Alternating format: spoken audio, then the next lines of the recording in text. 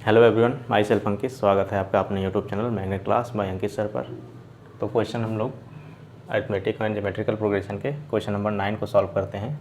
Question है which term of AP 53, 48, 43 and dot dot so on is the first negative term.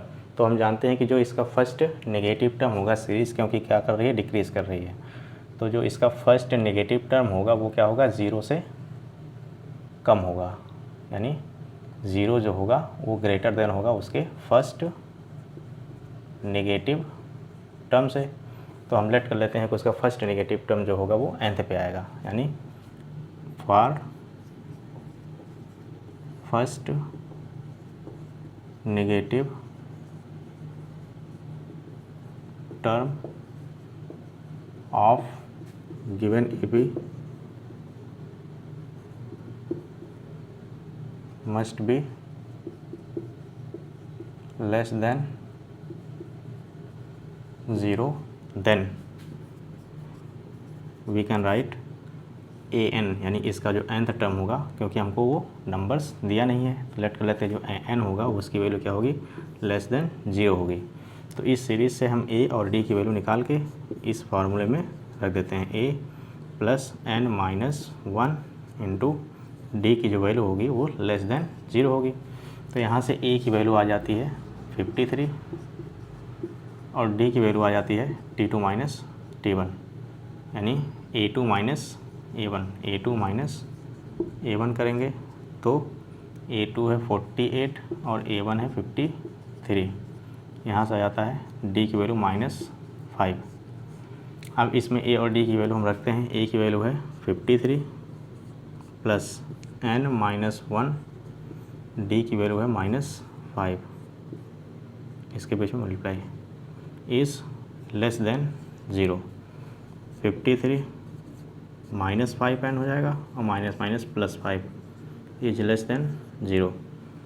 तो यहाँ से हमको मिलेगा -5n प्लस और प्लस प्लस हो जाएगा 53, 58 is less than 0, -5n is less than -58, ये +50 तो हो जाएगा। अब इसके अगर हम साइन को कन्वर्जन करेंगे तो इनइक्वलिटीज़ के टर्म में तो हो जाएगा 5n, ये साइन को हटाएंगे तो ये रिवर्स हो जाएगा, और 58, क्योंकि माइनस से प्लस की तरफ जाएंगे तो ये क्या है, अपोजिट हो जाता है। तो n की वैल्यू यहाँ से आ जाता है, n की वैल्यू यानी n इज़ ग्रेटर देन 58/5। तो n की जो वैल्यू आएगी वो ग्रेटर देन आएगी 11 5 से 55, यानी 11 कंप्लीट 3/5। यहाँ पे n की जो वैल्यू आएगी वो एक नेचुरल नंबर में होनी चाहिए, सिंस 12, यानी इसको जब सॉल्व करेंगे तो अप्रॉक्सीमेटली ये 12 के इक्वल होगा, यानी since 12 is the just natural number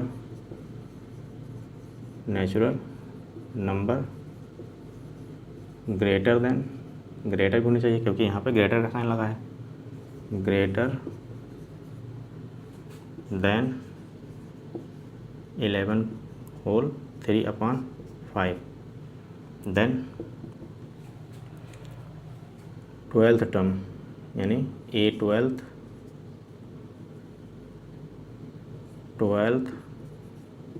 term will be first negative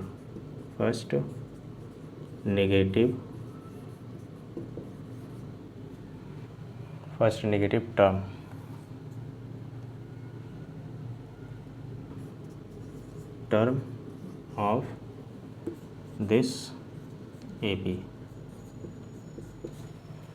question number 10 है determine the AP whose third term, यानी A3 थर्ड टर्म इज़ 16, यानी A3 है 16, A3 का फार्मूला हो जाएगा A + 2D is equal to 16। ये हो गया equation number first.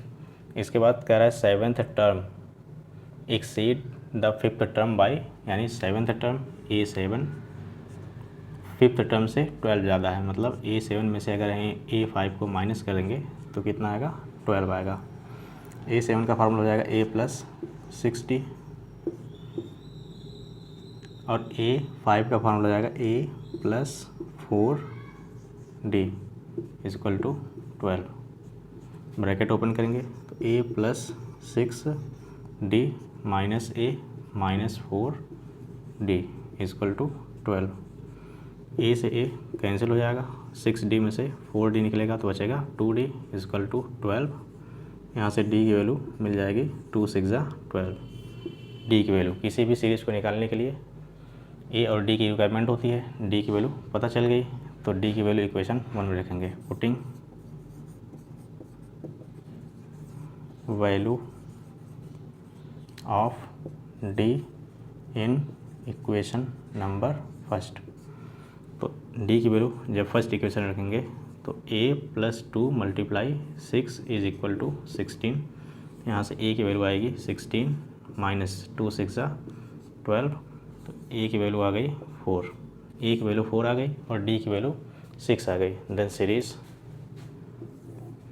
Then series निकालना है AP का। तो A1 हो जाएगा A और A की वैल्यू है 4। A2 A प्लस D के इक्वल होगा। A है 4 और D है 6। A2 हो जाएगा 10। A3 A plus 2D, A4 2 और D है 6 यानी 4 plus 12 16। A4 A plus 3D, कम से कम 4 डिजिट तो कम से कम A4 A plus 3D A4 D 6 4 plus 18 22 and dot dot dot so on. तो सीरीज़ हमारी बनी। Then required series